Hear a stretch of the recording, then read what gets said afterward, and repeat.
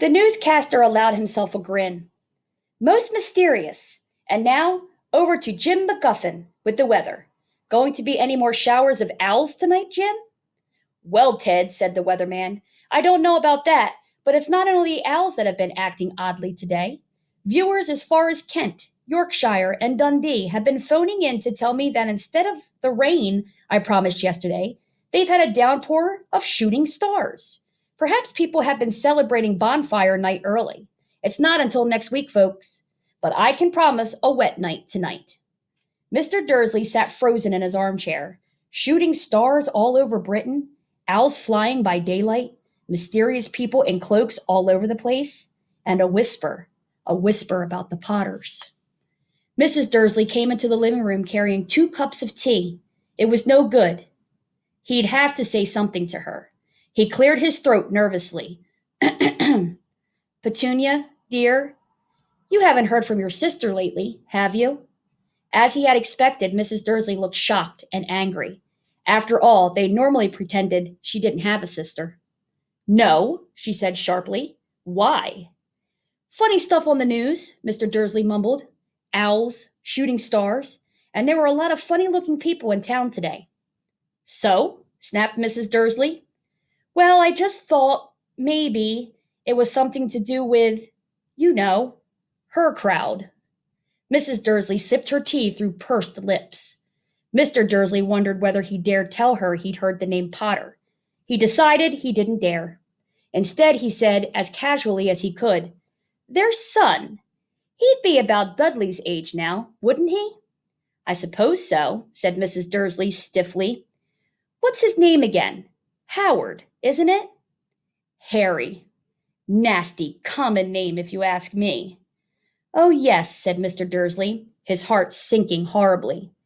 Yes, I quite agree.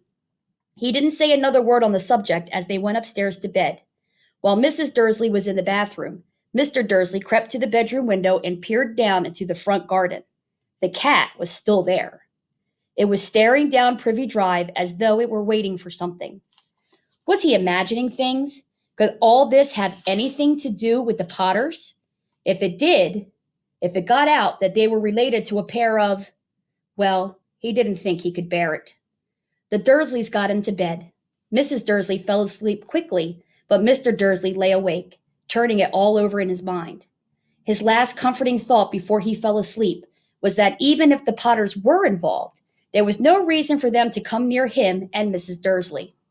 The Potters knew very well that he and Petunia thought about them and their kind. He couldn't see how he and Petunia could get mixed up in anything that might be going on. He yawned and turned over. It couldn't affect them. He was very wrong. Mr. Dursley might have been drifting into an uneasy sleep, but the cat on the wall outside was showing no sign of sleepiness.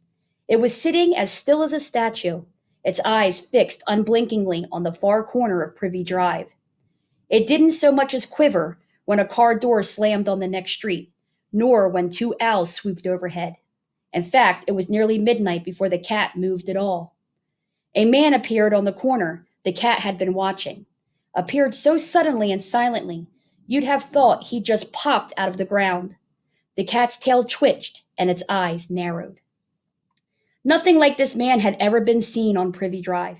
He was tall, thin, and very old, judging by the silver of his hair and beard, which were both long enough to tuck into his belt. He was wearing long robes, a purple cloak that swept the ground, and high-heeled buckled boots. His blue eyes were light, bright, and sparkling behind half-moon spectacles, and his nose was very long and crooked, as though it had been broken at least twice. This man's name was Albus Dumbledore.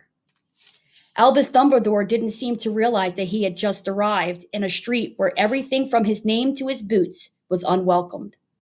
He was busy rummaging in his cloak, looking for something, but he didn't seem to realize that he was being watched because he looked up suddenly at the cat, which was still staring at him from the other end of the street. For some reason, the sight of the cat seemed to amuse him. He chuckled and muttered, I should have known. He found what he was looking for inside his pocket. It seemed to be a silver cigarette lighter.